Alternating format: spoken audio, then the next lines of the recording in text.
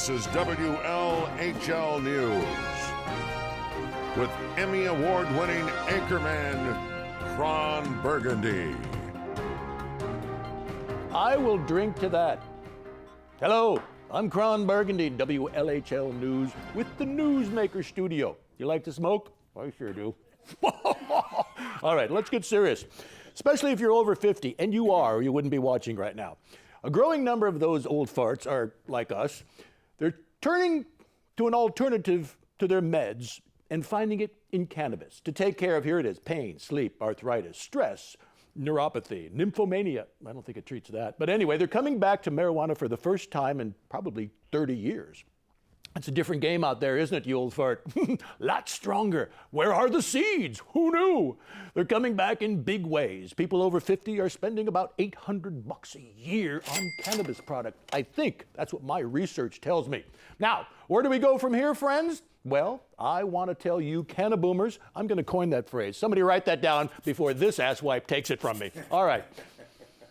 Ladies and gentlemen, I introduce you to the asswipe aforementioned, Mr. Carlos Gutierrez. Yes. Hello, my friend. Great to see you. Great to see you. I'm kidding about that, kind of. But that's okay. This is the cannaboomer. You've kind of coined that phrase. I'm loving it. Who is the cannaboomer? Where are they? What are they doing with their money? Well, I'll have to give it to my friend Chris Brasida, who I work with at Prime Harvest Incorporated. Yes, oh, Prime Harvest, that's right. Prime Harvest, yes. What got you into that thing anyway? That's a great business. You're a slick-looking guy. Well, I appreciate it. By the way, this man used to run around for San Diego State University as the original Aztec before people got pissed off that other people dressed like Native Americans. Well, you were out there on the front, tip of the spear, if you will. Exactly. Yes, we're trying to bring it back and we're keeping it alive. I bet. So back to Prime Harvest gets you involved. Why? Yes, and definitely going back to the cannaboomers. Yes, okay. I might have had a puff of that. Maybe take another one. That might help. There you go. Take one. There we go. Several over here. The cannaboomers was coined basically around the baby boomers right now that have,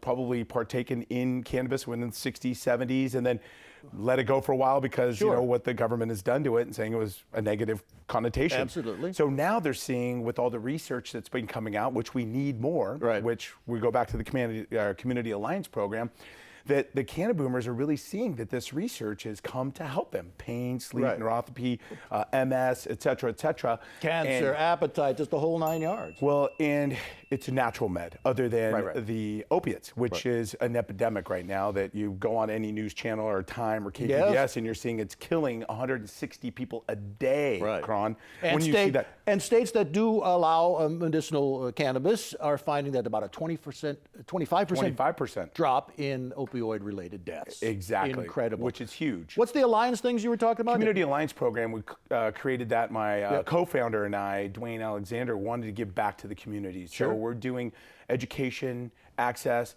to clean meds. Here's the deal is, Kron, you get a prescription, let's say, and you got to go to a doctor and get a prescription to get your meds. Okay, so you go to a well, let's say liquor store in this case. I'd like a big bottle of scotch, please, and we're good on that. Share some of that, yes, definitely. But there's a little bit of that, this generation that seems to lean a little heavier on the liquid more so than the smokable, if you will. And it just depends, I like to drink as well a little bit, and sometimes some people might have had a bad experience and might get a little whacked out, let's say. However, they're not going to OD and die.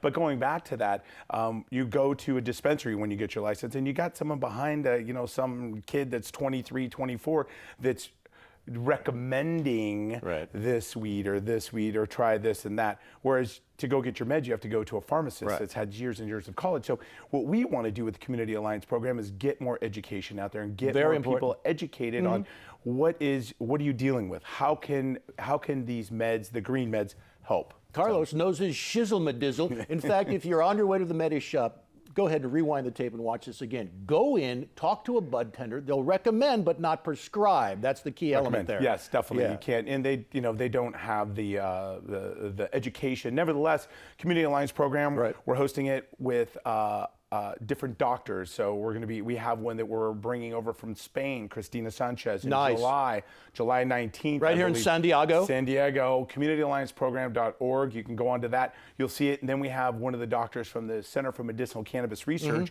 out of UCSD talking about pain. We're going to try and collaborate with sleep. You know? I believe. Yeah, I believe that. we will I win. believe that we will win. There he Yes, goes. yes. That's Carlos Gutierrez. And I'm Kron Burgundy. Don't act like you're not impressed. Look at this. A couple of hunks of man candy. When we smoke. Here, have one. Big one. Thank you. Yeah, thank you. There we go. Okay,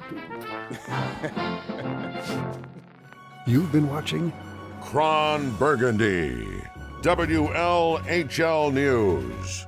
We'll be right back.